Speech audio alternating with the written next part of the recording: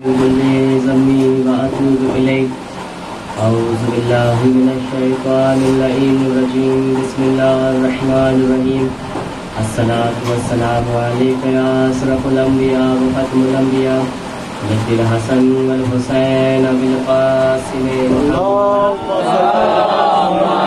صل على محمد وعلى محمد. ایک اور بہترین صلوات پڑھیں محمد.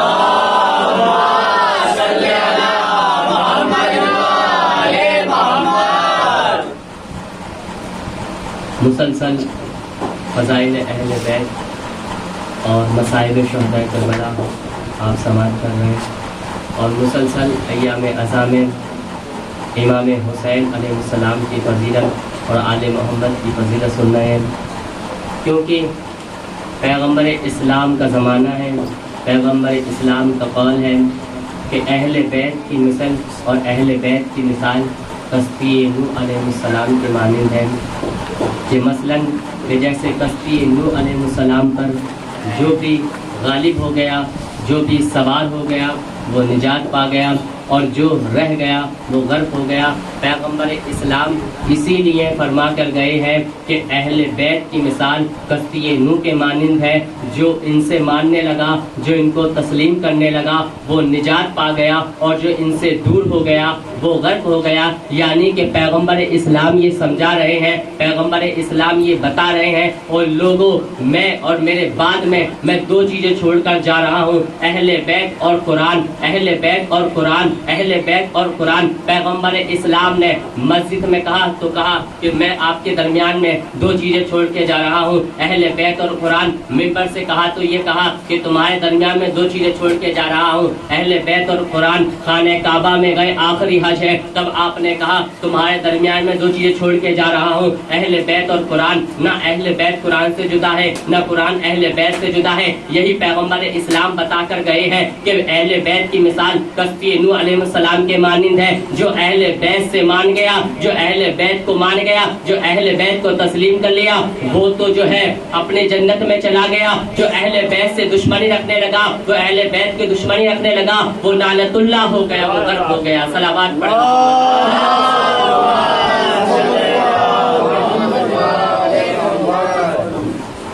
اور پیغمبر اسلام نے کبھی اہل بیت کی فضیلت نوح علیہ السلام سے ملائی ہے، کبھی اہل بیت کی فضیلت سلیمان علیہ السلام سے ملائی ہے.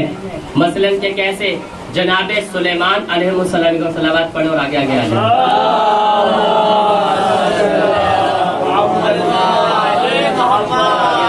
تاکہ جو پچھلے ہیں وہ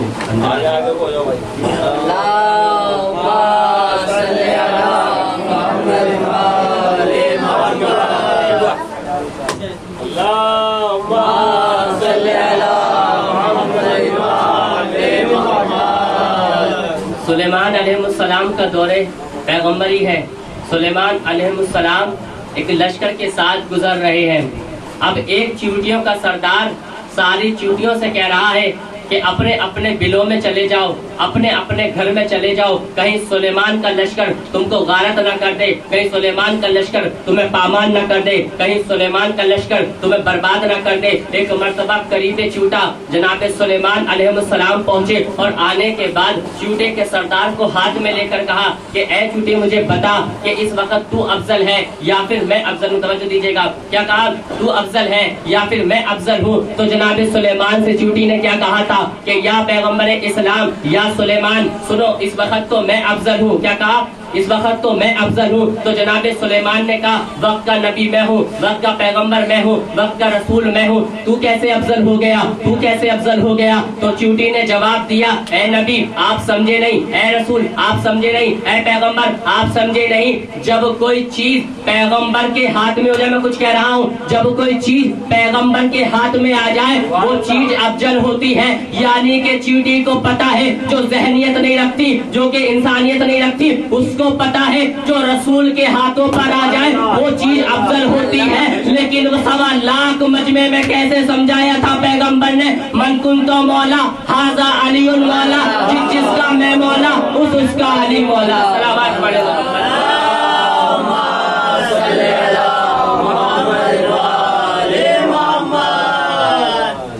پیغمبر علی کی فضیلت بیان کر رہے ہیں. علی کی فضیلت سے یاد آیا, میری بحث ہوئی تھی, میں نے کہا فاتح خیبر علی ہے اور علی نے فتح خیبر کیا ہے. تو کہنے لگے کہاں سے گزرے تھے؟ میں نے کہا ایک پل آیا تھا وہاں سے گزرے تھے. کہا اسے پل کہتے؟ وہ تو پلیا تھی, جیسے کردم پلی کی پلیا, گوتم پوری کی پلیا. میں نے کہا ٹھیک ہے چلو پلیا ہی تھی, لیکن مجھے بتاؤ اس پلیا سے کون کون گزرا تھا؟ کہا اس پلیا سے پہلے گزرے تھے, دوسرے گزرے تھے, تیسرے گزرے تھے. میں نے کہا پھر کیا ہوا تھا؟ کہا پھر یہ ہوا تھا کہ علی جیت کر آئے تھے. میں نے کہا تین جنوں کا لشکر اس پلیا سے گزر گیا اور فتح خیبر نہیں ہوا. مجھے بتاؤ ایک معمولی سی پلیا پار نہ ہوئی تو ساقی کوثر پر جب پلسرات کیسے پار ہوگا؟ صلوات پڑھے محمد والے محمد.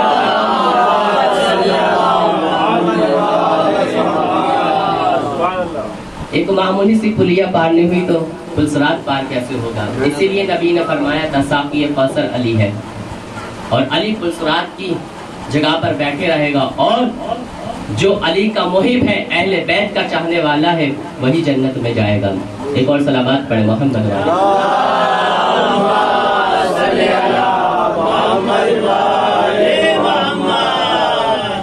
یہ علی کی فضیلت و کردار ہے.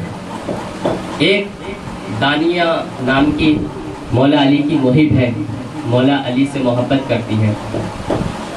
تو جب جنگ جمل ہو رہی تھی تو وہ علی کو چاہنے والوں کو جوش دلا رہی تھی کہ دیکھو علی کی فضیلت سنو, علی کا کردار دیکھو. تو لوگ بار بار امیر شام معاویہ کے لشکر سے جنگ کر رہے تھے, لیکن جب وہ جوش و مسرت دلا رہی تھی تو ایک مرتبہ جب اس نے دیکھا امیر شام نے کہ یہ خاتون علی کی محب ہے, یہ چاہنے والی علی کی ہے, اس میں اتنی قوت ہے کہ لوگوں کو اکسا رہی ہے, لوگوں کو بتا رہی ہے, علی کی فضیلت بتا رہی ہے. بعد علی کی شہادت کے امیر شام بھی مکہ پہنچا اور یہ محب بھی مکہ پہنچی حج کے دوران, لیکن کسی نے امیر شام کو بتایا کہ وہی جو ہے حلیمہ آ رہی ہیں, وہی دانیہ آ رہی ہیں جنہوں نے فتح خیبر کے وقت اور جنگ جمل کے وقت علی کی فضیلت سنا کر لوگوں کو اکسایا تھا. ایک مرتبہ امیر شام نے جو ہے ان کو بلایا اور بلانے کے بعد سلام دعا کی اور فرمایا کہ مجھے علی کی فضیلت بتاؤ. کیا کہا؟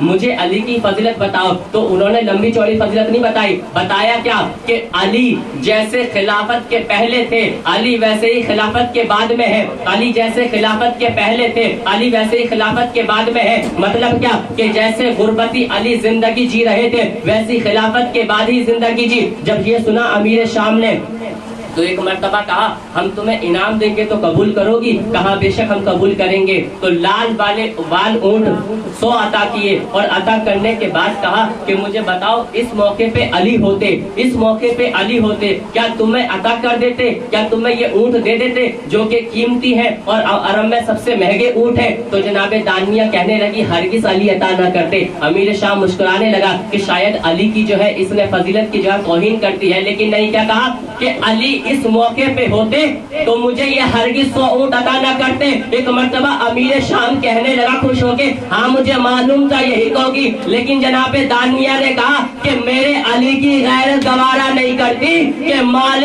غربت میں سے کسی محبوں کو خریدا جائے. صلوات پڑھے محمد والے محمد.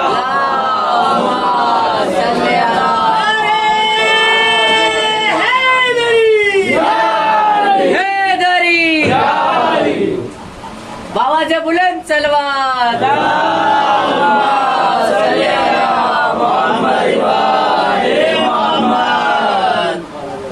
کہا کہ علی کی غیرت گوارا نہیں کرتی کہ کسی کے محبوں کو خریدا جائے. اور ایک واقعہ اور جناب سلیمان سے منسوب سنا رہا ہوں آپ کو, سماعتوں کے حوالے کر رہا ہوں کہ جب سلیمان علیہ السلام نے اللہ سے دعا کی, قنوت کیا کہ خالق کائنات تو نے مجھے بادشاہی عطا کی ہے, تو نے مجھے شہنشاہی عطا کی ہے, تو نے مجھے سب کچھ عطا کیا ہے, لیکن تو مجھے رزاق بھی بنا دے, یعنی کہ رزق بانٹنے والا بھی بنا دے. تو خالق کائنات نے کہا اے سلیمان یہ رزق بانٹنے کا آپ کا کام نہیں, یہ میں رزاق ہوں, میرا کام ہے رزق بانٹنے کا. اصرار کیا کہ اے پروردگار تو مجھے رزق بانٹنے کی اجازت دے دے, جیسے کہ ایک بچہ اپنے والد سے اجازت لیتا ہے کہ فلاں جگہ جلوس میں، جیسے کہ کل سنڈے ہے، والد منع کر دے کہ جلوس میں نہ جاؤ، تو بچہ کہتا ہے مجھے جانے دیجیے گا، میں زیارت کروں گا۔ آخر کار والد مان جاتا ہے کہ ٹھیک ہے، اچھا چلے جاؤ لیکن وقت پر آ جانا۔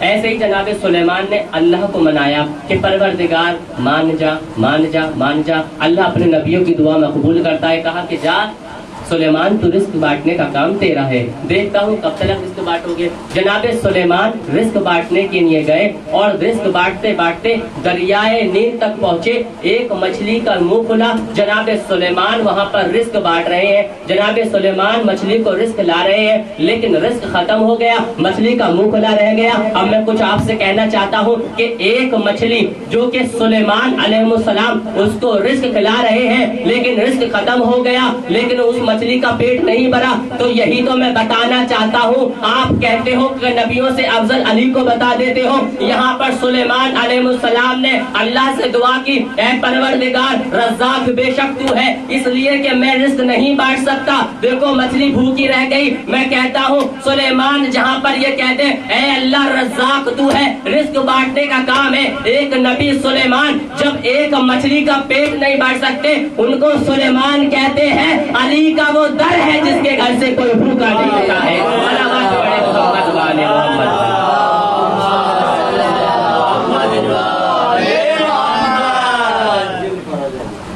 یہ علی کا کردار ہے، اور علی کی فضیلت جو بیان نہیں کرتا ہے، جو ان سے محب نہیں رکھتا، امام جعفر صادق سلام اللہ علیہ وسلم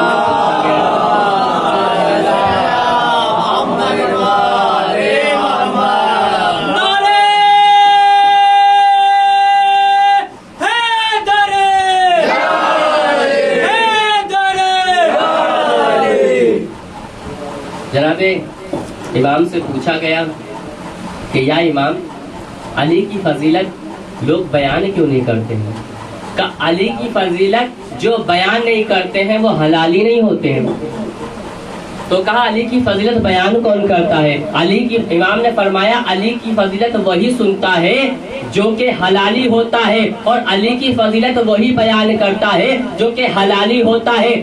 تو امام جعفر صادق یہ بتانا چاہتے ہیں کہ لوگوں سنو، جب ممبر علی پر جایا کرو تو یہ سوچ کر جایا کرو کہ علی کی فضیلت بیان کرنی ہے، اس لیے کہ امام متقیان کی فضیلت بیان کرنا یہ پیغمبر کی سنت ہے۔ صلوات پڑھے محمد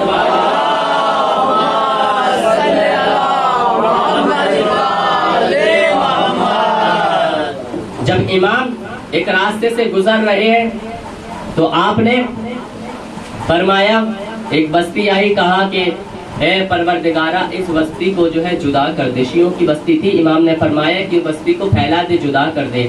تب آپ کا چاہنے والا آپ کے ساتھ تھے جناب عبیدہ، انہوں نے کہا کہ امام آپ نے جو شیعوں کی بستی ہے آپ نے ان کے لیے بدعا کی کہ یہ الگ الگ ہو جائے، بچھڑ جائے۔ پھر ایک کافروں کی بستی آئی، امام نے فرمایا کہ اے خالق کائنات تو اس بستی کو یہیں قائم رہنے دے، پھیلا مت۔ اب پھر جناب عبیدہ نے کہا کہ یا امام جو شیعوں کی بستی تھی، جو آپ کی محبوں کی بستی تھی، آپ نے ان کے لیے کہا کہ ان کو جدا کر دے، بچھڑ دے، بچھڑوا دے اور دور دور تک کر دے، اور جو کہ کافروں کی بستی ہے وہاں پر آپ نے کہا کہ خالق کائنات اسے یہیں رہنے دے، یہیں جٹ رہنے دے۔ امام نے فرمایا اے عبیدہ جو ہم جانتے ہیں وہ تم نہیں جانتے، ہم نے جو شیعوں کی بستی کے لیے کہا تھا کہ یہ بچھڑوا دے، انہیں دور دور پھیلا دے، وہ اس لیے کہا تھا کہ یہ جب دور دور جائیں گے تو وہاں پر محب علی بنائیں گے، وہاں پر کردار علی سنائیں گے، وہاں پر کردار پیغمبر دکھائیں گے، تو جو لوگ نہیں ہیں شیعہ وہاں پر شیعہ نے علی ہو جائیں گے۔ اب لوگ یہ پھیلانے کی دعا کر دیتا، ان کافروں کو دور دور پھیلا دیتا تو یہ اپنا کفر کرتے، نہ جانے کون سا انسان ان کے کفر میں آ کر کے کافر ہو جاتا۔ تو میں یہی بتانے کے لیے عبیدہ دعا کر رہا تھا کہ ان کو بچھڑوا دے تاکہ ان کے کردار اچھے ہوں، ان کے اخلاق اچھے ہوں، تو شیعہ بھی ہمارے افضل ہو جائے۔ صلوات پڑھے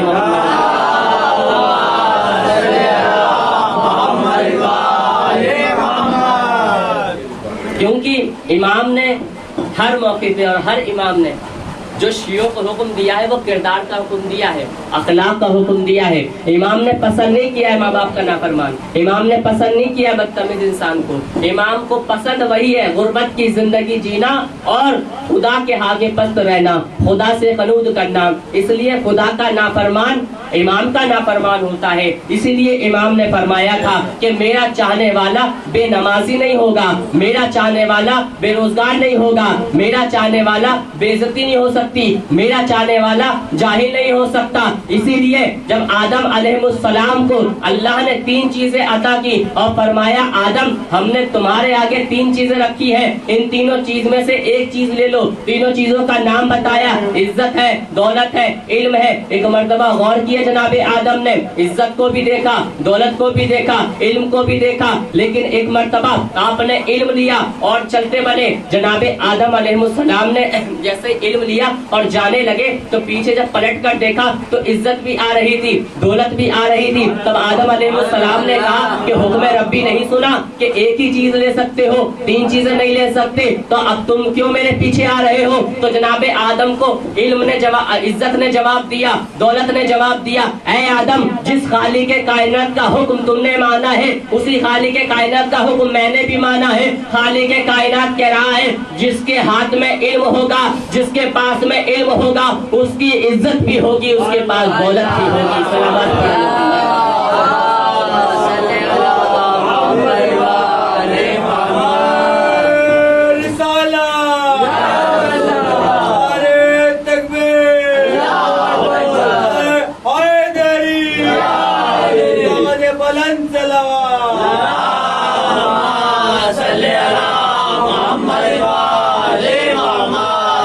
اور علم لینا ضروری ہے، علم ہی افضل ہے۔ امام نے فرمایا ہے کہ علم لو، ماں کی آغوش سے لے کر قبر آغوش تک علم لو۔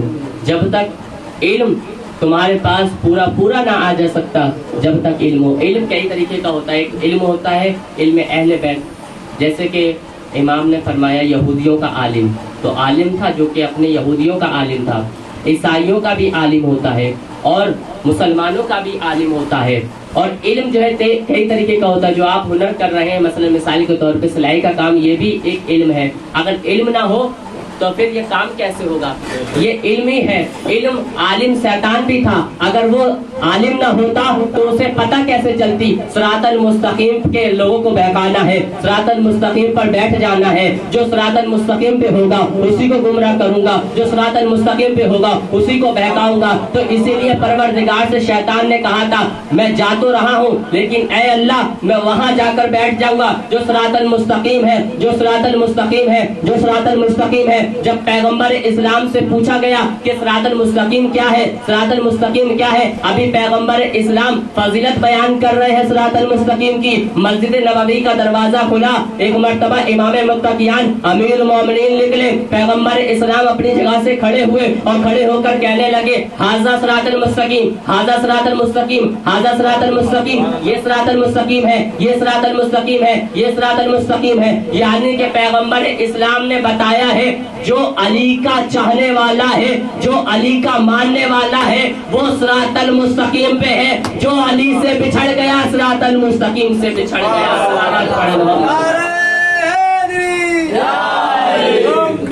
علی علی دم دم علی علی ہر دم علی علی ہر دم علی علی یہ صراط المستقیم ہے۔ اور جیسے کہ ایک واقعہ پڑھ کے اور آپ کی رحمتوں کو تمام کر رہا ہوں، غدیر، یہ غدیر کا میدان جو سجا تھا یہ کیوں سجا تھا؟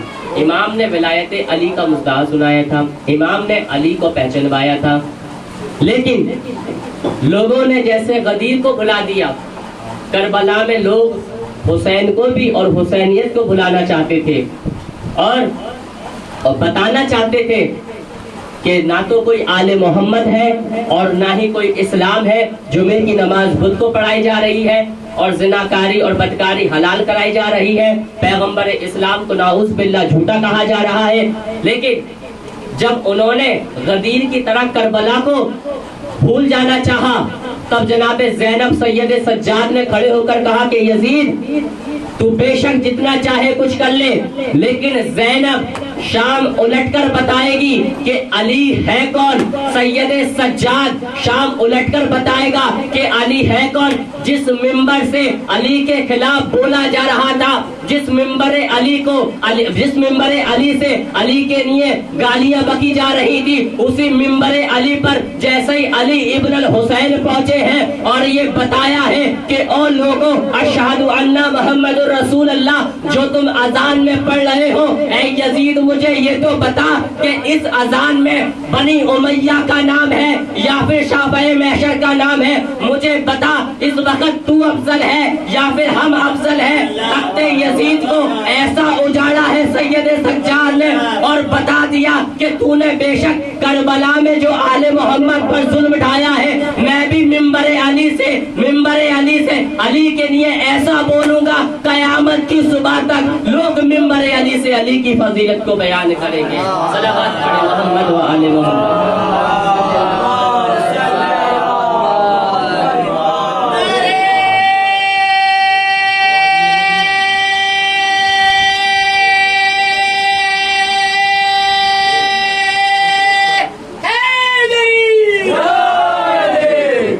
ये अली का किरदार था। आले मोहम्मद ने जुल्म झेले, मजालिम झेले और मसाइब भी झेले, लेकिन उसका इनाम खालिक कायनात ने बहुत दिया।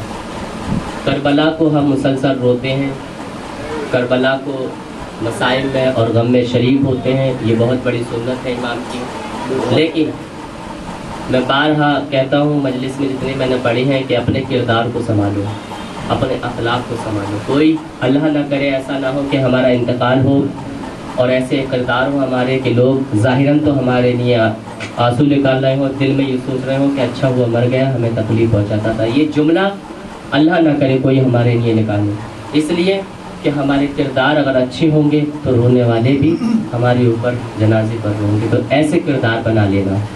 अज़ादारों, जब आले मोहम्मद का ये लुटा हुआ काफिला जब एक रास्ते पर गुजरा और जब देखा कि पानी ख़त्म यजीदियों का हो गया है, तो एक मर्तबा शिम्र ने खैमे लगाकर वहाँ पर आराम किया और आले मोहम्मद को धूप में खड़ा कर दिया। अज़ादारा ने मजलूम करबला एक मर्तबा शिम्र पानी लेकर आया और सकीना पानी को देख रही थी। एक मर्तबा सकीना ने जब पानी को देखा तो कहा, ऐ शिम्र मुझे भी पानी पिला दे। तो शिम्र कहने लगा, है सकीना मैं पानी पी लूँ फिर तुझे पानी पिलाऊंगा। अज़ादारा ने मजलूम करबला जैसे ही उसने पानी पिया, फिर सकीना ने कहा मुझे पानी पिला दे। कहा पहले अपने औरों को पानी पिला दूं फिर पानी पिलाऊंगा। जानवर ने भी पानी पी लिया, शिम्र ने भी पानी पी लिया, जालिमों ने भी पानी पी लिया, लेकिन जो बचा हुआ पानी था एक मर्तबा सकीना के सामने आया, उस पानी को जमीन पे फेंक दिया। अब सकीना ने फरात का रुख किया, ऐ चचा जान, ऐसा काहे सकीना, अरे अल्लाह ऐ चचा जान तुम्हारी सकीना प्यासी है। जज़ाकुम रब्बुकुम खैरिल जज़ा। अज़ादारा ने मजलूम करबला ये काफिला चलने लगा। एक मर्तबा सकीना दरख्त के नीचे टीला बना हुआ था, सकीना वहाँ पर सो जाती है, ये काफिला चला जाता है। लेकिन एक बाप अपनी बेटी को कैसे छोड़कर जाए। हुसैन का सर नेज़े पे जो था और कूली के हाथ में ये नेज़ा था, कूली के हाथ से ये नेज़ा छूट के जमीन में गड़ जाता है और गड़ने के बाद में एक मर्तबा ये काफिला आगे नहीं चलता, हुसैन का सर आगे नहीं बढ़ता। एक मर्तबा सैयद सज्जाद के पास शिम्र आया और आने के बाद कहने लगा, अपने बाप हुसैन से कहते कि आगे चले वरना हम तुम्हारे ताजियाने बरसाएंगे। आका सैयद सज्जाद आगे बढ़े, मौला हुसैन के पास आए, ऐ बाबा क्या तुम्हें गवारा है मेरी जख्मी पुष्ट पर ताजियाने लगे। एक मर्तबा हुसैन ने कहा, ऐ मेरे लाल सज्जाद मेरी सकीना पीछे